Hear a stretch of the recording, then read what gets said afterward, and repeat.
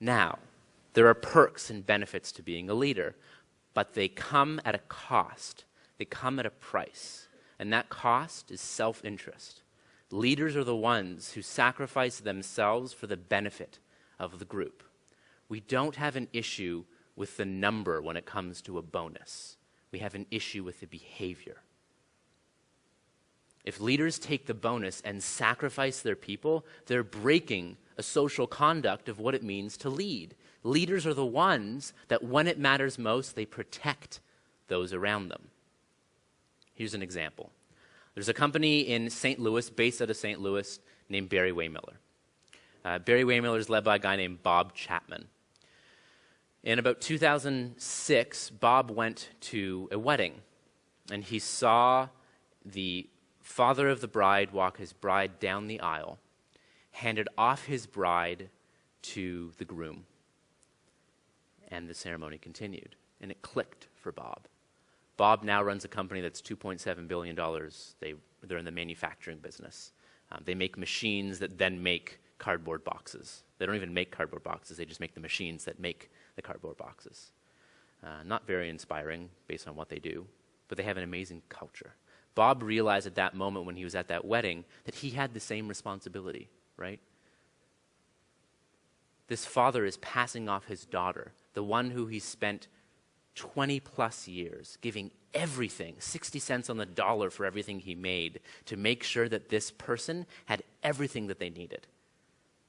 And now what does he do? Passes it off. Hey, I've done all I could to make sure that this young adult can survive and thrive in this world. Now it's your turn. I hope you do as well as I tried. And he realized that every employee he had was someone's son or someone's daughter, and he had the same responsibility. And so in 2008, overnight, Bob lost 30% of their business. Barry Waymiller lost 30% of their business overnight. And so they didn't have enough money to meet their payroll.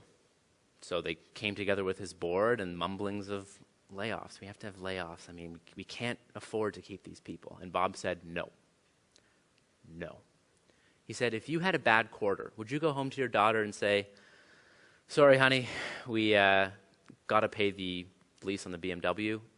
It's been nice, but you wouldn't lay off your child if you had a bad quarter. And Bob saw the same responsibility. So he came up with an idea for a 4-week furlough program. Everyone in the organization was required to take unpaid vacation for 4 weeks. Could be at any time, it could be together, separate, whatever you like. The most important thing is how he announced it. He said, it is better that we should all suffer a little than any one of us should suffer a lot. Now what happened is this wasn't an instruction, but people inside of the organization. Terry knew that Bob just had his second child, and that, Bob on the factory floor couldn't afford to take 4 weeks unpaid vacation. So Terry, his manager, said, listen, my kids are at college. Financially, I'm all right. I'll take 2 of your weeks. I'll take 6 weeks. You take 2. People still showed up to work even though they weren't being paid. Absolutely amazing. Because what did the leader do? It is better that we should all suffer a little than any one of us should suffer a lot. Remarkable. Leadership comes at a price, and that price is self-interest. And when it matters, when we put the needs of others ahead of our own, people will do remarkable things for us in return.